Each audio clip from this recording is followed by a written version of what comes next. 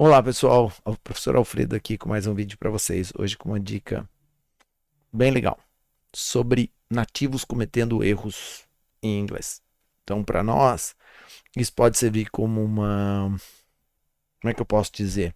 Pode ser como um fator motivador,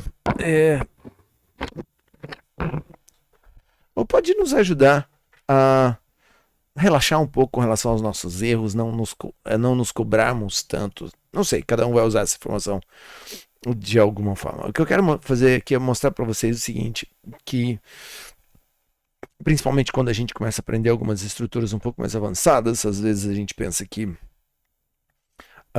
não está usando direito, ou fica meio se sente mal quando comete um erro e tal. Então, eu tive uma ideia e eu queria compartilhar essa ideia com vocês, que é o seguinte: o que acontece quando um nativo comete um erro?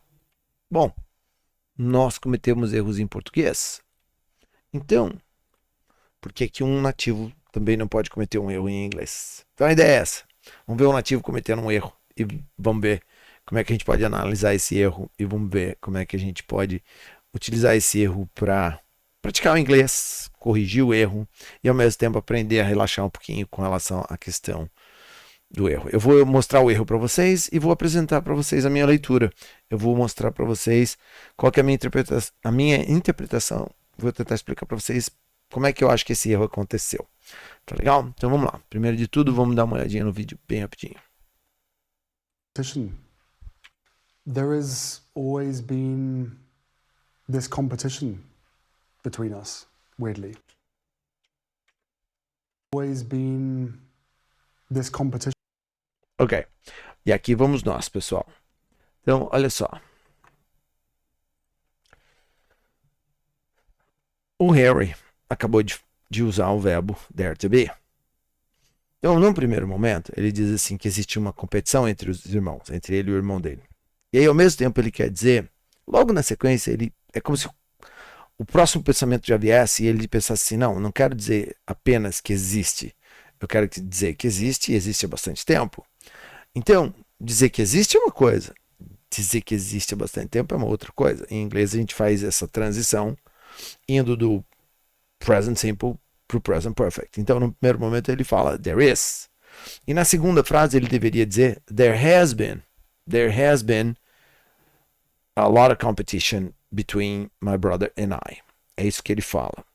E aí, eu quero mostrar para vocês. Como eu coloquei ele na tela, você pode perceber que assim, ó, que a primeira frase aqui em cima, eu vou só dar um highlight aqui, ó. Então, a frase dele começa aqui, ó. There is. Opa, houve uma falha aqui, deixa eu ver se eu consigo voltar. Ok, vou tentar de novo. Então, olha lá. Ó, there is. Então aqui ele está dizendo o quê? Que existe. Mas logo na sequência, ele quer dizer algo do tipo there has always been. Mas aí ele já disse there is e ele não volta atrás e corrige. Ele só continua a frase. Então fica there is. Olha só. There is. E aí vem a segunda parte. Always been.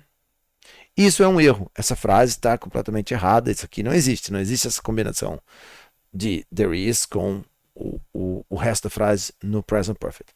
Então, qual que é a minha leitura aqui? A minha leitura é a seguinte. Isso quer dizer que ele não sabe usar isso corretamente? Claro que não. Aqui eu tenho duas explicações. Uma é o que ele quis fazer foi o seguinte: falar de uma forma mais rápida, usando a forma contracta, né? Que seria there has been, there's been. E daí esse apóstrofe s seria o has, theirs. Mas para que ele pudesse passar essa mensagem, ele teria que ter feito essa concatenização de sons. Theirs, theirs, não there is. Porque se ele fala there is, o verbo to be aparece ali no meio, que é exatamente o que acontece. O robô do Google que gera as legendas, ele entende que essas palavras foram entregues de formas separadas. There is. Então, essa é uma primeira leitura, né? Que o Harry, até pelo momento ali um pouco tenso, dando uma entrevista, o livro dele é polêmico, então ele não sabia qual a pergunta que o cara ia fazer, o cara fez aquela pergunta e ele começou a falar dessa competição que existe entre entre ele e o irmão dele. E talvez ele quisesse ter falado isso já com o present perfect, mas aí ele soltou as palavras de uma forma mais cadenciada e esse erro apareceu. Essa é uma maneira. A outra maneira de pensar é que ele realmente pensou, ele teve dois pensamentos, ou seja, ele quis dizer que existe, e daqui a pouco ele pensou de novo e ele resolveu dizer que não é que existe, mas que na verdade tem existido. Existe há bastante tempo. Porque daí a gente precisa do present perfect. Tá legal? Bom, e era isso que eu queria mostrar para vocês aqui com essa explicação. Bom, pessoal, então, tendo dito isso, o que eu quero, qual é a minha dica para você? Relaxa com relação aos erros que você pode vir a cometer. É errando que a gente aprende. E aqui a mensagem é a seguinte: se os nativos que falam essa língua todos os dias, o Harry, por exemplo, eu não sei se ele fala muitas outras línguas, mas o inglês é o dia a dia dele. Ele pode cometer um erro assim? Por que que nós não podemos? Então relaxa, se permita, porque é errando que a gente aprende.